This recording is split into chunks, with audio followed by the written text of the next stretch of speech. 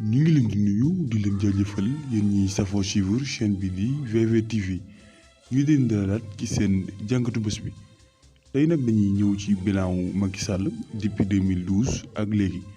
ku ne xam na ni am réew buñ tànnee kenn ne ko yow lañ jiite dana njëkkati ab koppar teg ko ci say loxo pour nga liggéey réew mi jëlee ko ci ndóol gi mu nekkoon yóbbu ko ci beneen méthode. Sénégalais yi nag yëkkati nañ seen xalaat seen yaakaar ak seeni koppar teg ko ci loxoy président Macky Sall pour mu jéem a développer Sénégal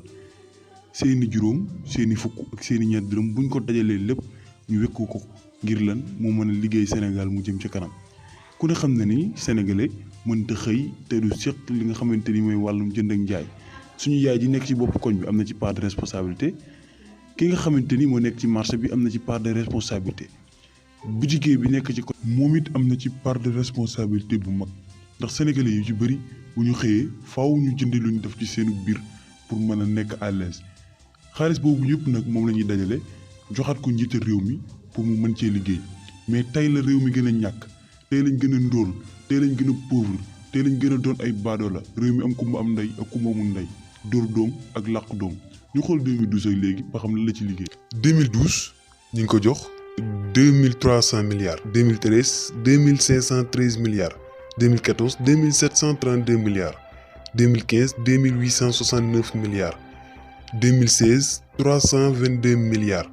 2017 360 milliards 2018 3709 milliards 2019 400 milliards. léegi nag loolu lépp boo ko boolee muy 24000 milliards 505 millions francs CFA. kon nag xam nga ni Sénégalais yi jox nañ ko budget bu doy depuis 2012 ak léegi ndax def na en kay ndax arène de lutte bi mi ñu dikkee 32 milliards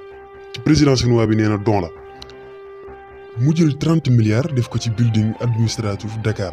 ñu jël 30 milliards def ko ci centre Abdou Diouf budget président doon 74 milliards. terrain bi nga xam ne ku gàtt fan du ko fekk def nañ ci 1200 milliards sur 35 kilomètres appuyage bi. Ila Touba ñëwee ñu 416 milliards francs CFA sénégalais bu ci nekk war caa waslu àq comme ni mu baax a xam. budget assemblée doon 14 milliards mu def ci HCCT bi 16 milliards francs CFA cité de ministre bi nekk Diamniadio ñu def ci 50 milliards francs CFA 13 milliards moom lañ indemnisé Adama Big Togo. exonération Sénégal de 500 milliards francs CFA. mu fi indi décret présidentiel le 30 mai 2014 sous 697 ne bépp soxna ambassadeur da nga am téeméeri junni chaque weer. boo jëlee marché gré à gré yi ñu ngi ci def plus de 1650 milliards francs CFA ci suñuy koppar ak loolu lépp nga yëkkati 57 milliards def ko ci marché solaire yi nga xamante ni pour Sénégal moo ko tax a jóg ak dolli courant bi ci ay waxinam wala ci ay jëfinam comme ni mu ko waxee Macky Sall def na carte d'identité yi rek def na ci 52 milliards francs CFA pour sénégalais bu nekk mën ci jot kon nag def na. Sénégal tey mi ngi ci 629000 abris provisoires inondation yi nee nga def nga 70 milliards te jugu ko fi ba tey te yaa ngi bor yoo xamante ni mi ngi toll ci 16 milliards francs CFA ci suñuy kopp. budget bu doy lañ jox président Macky Sall mais tey jii ci la ndaw ñi gën a ñàkk ambition ci seen réew. di jël gaal di génn dem ci réewu jàmbur yi ngir di fa daani seen doole yéen bakkan yi des ci géej gi inondation bi ne ko dann ma ñàkkum njàng mu baax mi tamit ne ko dann ma université ngi grève ak ñeneen waaye du jug ci di ñu jëkk dig boobu ñuy dig le 12 juin 2012 Saint-Louis 300 milliards le 15 juillet 2012 Kaolack 250 milliards le 27 juin 2012 Ziguinchor 360 milliards le 25 juillet 2012 Diourbel 209 milliards Louga 250 milliards le 20 décembre 2012 Matam 127 milliards le 21 mars 2013 Kolda 200,5 milliards le 18 avril 2013 Tamba 201 milliards le 25 avril 2013 Kédougou 109 milliards le 17 mai 2013 Thiès 448 milliards le 5 juillet 2014 le 24 février 2015 Sédhiou 200 milliards